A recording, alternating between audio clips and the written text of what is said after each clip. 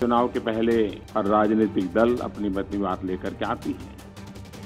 ये हिंदुस्तान के इतिहास में पहली बार हुआ है। नमस्कार, मैं आशीष और आप सभी का स्वागत है एशियन न्यूज में। बीजेपी ने लोकसभा चुनाव 2019 के लिए अपना घोषणा पत्र जारी कर दिया है। इस घोषणा पत्र को संकलित भारत शासित भारत का नाम दिया गया है। 5 साल सरकार चलाने के बाद बीजेपी ने अब अगले 5 साल के लिए अपनी पार्टी का विजन देश के सामने रखा है। संकल्प पर समिति के अध्यक्ष राजनाथ सिंह ने चुनावी विजन पढ़कर देश को सुनाया और ये बीजेपी घोषणा पत्र की कुछ मुख्य बातें।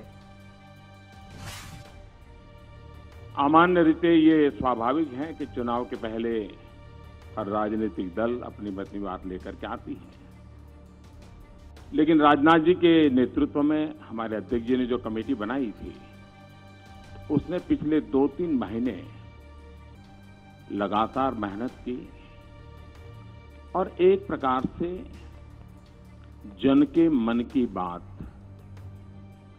उनकी आशा, अपेक्षा, आकांक्षाओं को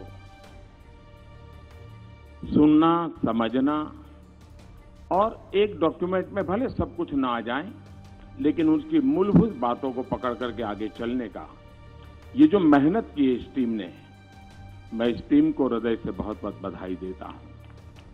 शायद हिंदुस्तान में पहली बार इतनी बड़ी मात्रा में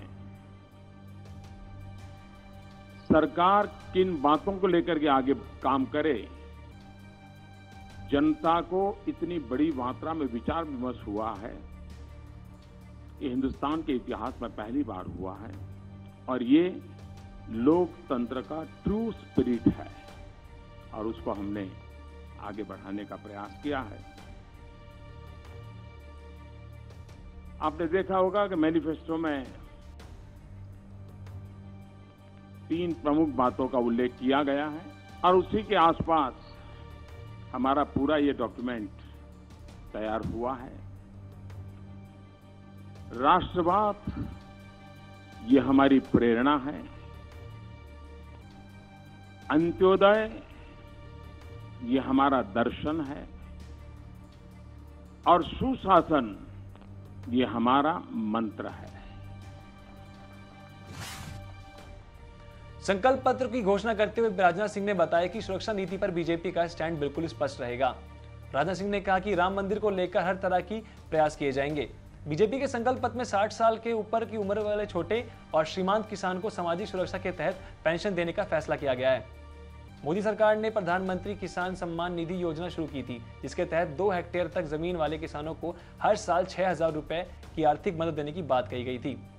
छोटे दुकानदार को शामिल करते हुए प्रधानमंत्री श्रम योगी मानधन योजना का विस्तार किया जाएगा। गंगा सफाई को एक बार फिर बीजेपी ने अपना मिशन में रखा है। 2022 तक गंगा को स्वच्छ करने का लक्ष्य रखा गया है। सशस्त्र बल के सैनिक के रिटायरमेंट से 3 साल पहले उनके पसंद के अनुसार उनके पुनर्वास की योजना शुरू की जाएगी। पूर्वोत्तर क्षेत्र में अवैध घुसपैठ रोकने के लिए भावी प्रयत्न किए जाएंगे। धारा 35 से जम्मू कश्मीर के गैर स्थायी निवासियों और महिलाओं के खिलाफ है। यह धारा विकास के बाधे में है, इसे खत्म किया जाएगा। संकल्प पत्र में महिलाओं की भागीदारी बढ़ाने के लिए साथ ही 3 तलाक के खिलाफ कानून बनाकर मुसलमान महिलाओं के लिए न्याय सुनिश्चित करने का भी वादा किया गया है। अभी के लिए फिलहाल इतना ही। मैं आशीष, एशियन न्यूज।